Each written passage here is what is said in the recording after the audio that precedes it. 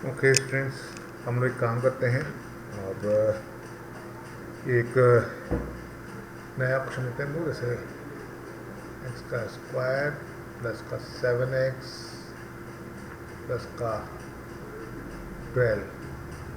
अब इसका हमें अगर ज़ीरो निकालना है तो क्या करेंगे, ये जो मिडिल टर्म होती है, इस मिडिल टर्म के हम लोग पार्ट्स कर देंगे, दो पार्ट्स कर देंगे। यानी कि फर्स्ट टर्म तो एज इट इज रहेगा, सेकंड टर्म के दो पार्ट्स बन जाएंगे। एक हो जाएगा 3x, एक हो जाएगा 4x और एक हो गया आपका 12 इक्वल टू 0।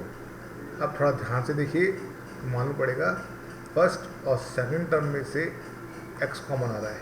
क्या x कॉमन आ रही है? x कॉमन आ रहा है, x प्लस का 3। अब ये x प्लस का 3 क्यों बना है? क्योंकि जो फर्स्ट टर्म था एक्स स्क्वायर, उसको डिवाइड करना है x से, जो आपने कॉमन निकाला है। तो ये क्या होता है? x multiplied by x divide by x। तो क्या होगा? ये दोनों कट गए, क्या रह गया? केवल x रह गया। इसीलिए यहाँ पे क्या बना? x बन गया।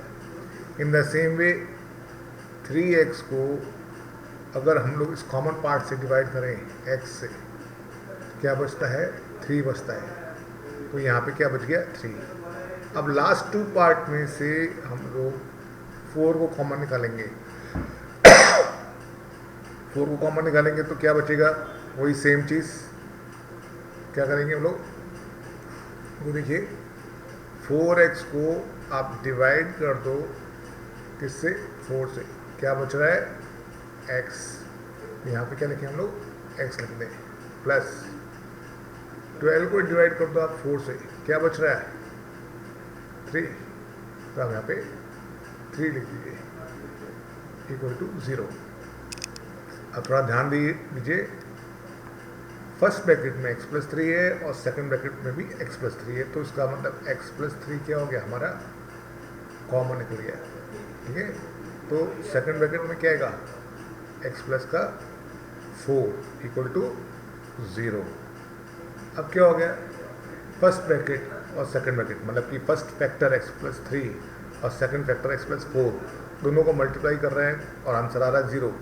इसका मतलब ये हो गया कि दोनों में से कोई एक जना 0 के इक्वल है। या तो x प्लस 3 0 के इक्वल होगा, या फिर x प्लस 4 0 के इक्वल होगा। अब क्या होगा? x की यहाँ से वैल्यू कितनी आ गई? नेगेटिव का 3, और यहाँ से वैल्यू क्या आ गई? नेगेटिव का 4। क्लियर? तो ये जो मेथड है मिडिल टर्म स्प्लिटिंग, मैं ऐसा समझता हूँ कि आपको समझ में आया होगा। क्लियर? Thank you.